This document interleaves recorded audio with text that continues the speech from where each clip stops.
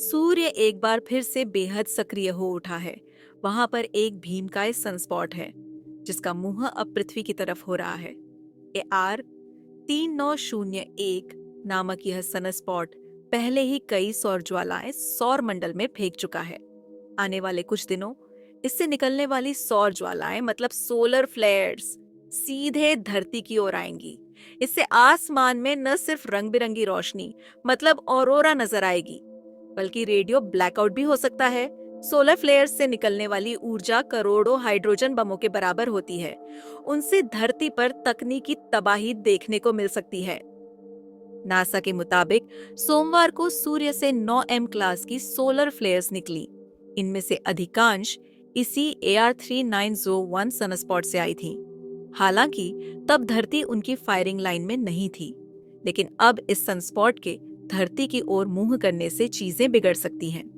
Sunspot और solar flare क्या होते हैं? यूरोपियन स्पेस एजेंसी के अनुसार सनस्पॉट या सूर्य कलंक सूर्य के ठंडे क्षेत्र होते हैं जहां चुंबकीय ऊर्जा का निर्माण होता है।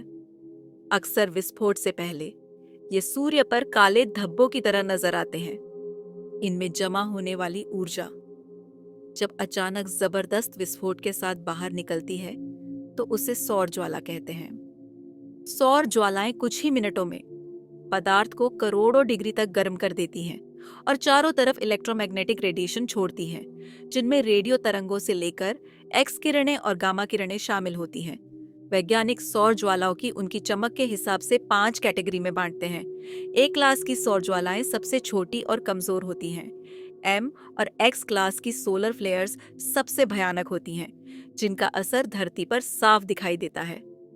खतरा कितना होता है? यूरोपियन स्पेस एजेंसी के मुताबिक एम क्लास फ्लेयर्स मध्यम आकार के होती हैं। वे आमतौर पर थोड़े समय के लिए रेडियो ब्लैकआउट की वजह बनती हैं, जो पृथ्वी के ध्रुवीय क्षेत्रों को प्रभावित करते हैं। एम क्लास फ्लेयर के बाद कभी-कभी छोटे रेडिएशन तूफान आते हैं। एक्स क्लास फ्लेयर सबसे बड़े होती हैं। जब वे फूटती हैं तो पूरी दुनिया में रेडियो ब्लैकआउट और ऊपरी वायुमंडल में लंबे समय तक चलने वाले रेडिएशन तूफान को ट्रिगर कर सकती हैं। सूर्य एक बार फिर से बेहद सक्रिय हो उठा है। वहां पर एक भीमकाय सनस्पॉट है जिसका मुंह अब पृथ्वी की तरफ हो रहा है। ए आर 3901 नामक यह सनस्पॉट पहले ही कई सौर ज्वालाएं सौर मंडल में फेंक चुका है। आने वाले कुछ दिनों इससे निकलने वाली सौर ज्वालाएं मतलब सोलर फ्लेयर्स सीधे धरती की ओर आएंगी।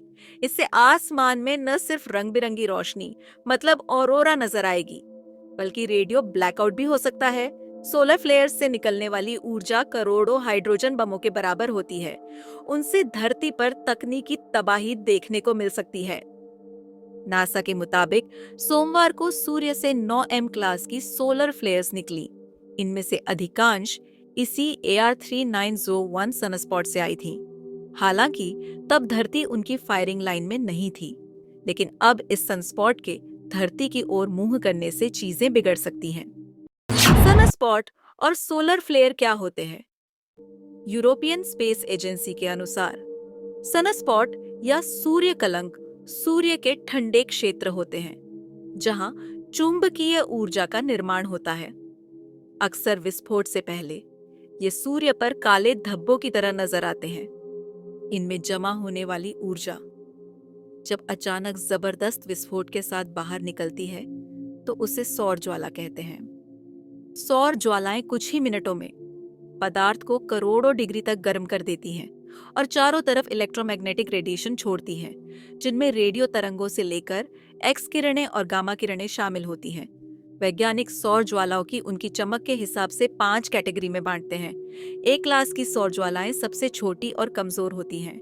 एम और एक्स क्लास की सोलर फ्लेयर्स सबसे भयानक होती हैं, जिनका असर धरती पर साफ दिखाई देता है। खतरा कितना होता है? यूरोपियन स्पेस एजेंसी के मुताबिक एम क्लास फ्लेयर्स मध्यम आकार के होती हैं।